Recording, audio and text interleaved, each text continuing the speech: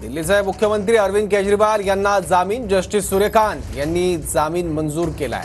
त्यामुळे अरविंद केजरीवाल यांना आता जामीन मंजूर झालाय।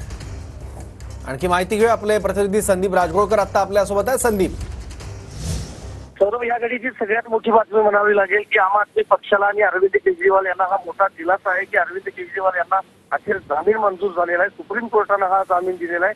जस्टिस सूर्यकांत यांच्यासमोर काही वेळापूर्वी आज त्यांच्या जामिनाबाबत जस्टिस सूर्यकांत यांनी त्यांना जामीन दिलेला आहे।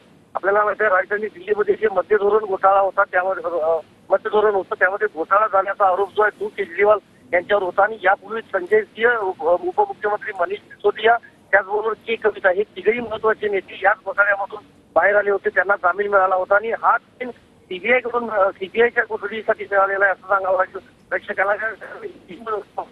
आरोप लावण्यात आलेले होते किंवा जो गुन्हा दाखल होता त्या ईडीच्या बाबतीत यापूर्वी जामीन मंजूर झालेला आहे। मात्र सीबीआयनं जी कस्टडी मागितलेली होती त्या विरोधात ही जामिनाची याचिका दाखल करण्यात आली होती आणि दिल्ली हायकोर्टानं ही याचिका फेटाळल्यानंतर सुप्रीम कोर्टामध्ये अरविंद केजरीवाल पोहोचलेले होते आणि अखेर सुप्रीम कोर्टानं केजरीवाल यांना जामीन दिलेला आहे।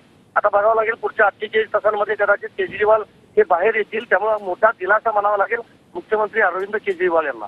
ठीक आहे, धन्यवाद संदीप या माहितीबद्दल।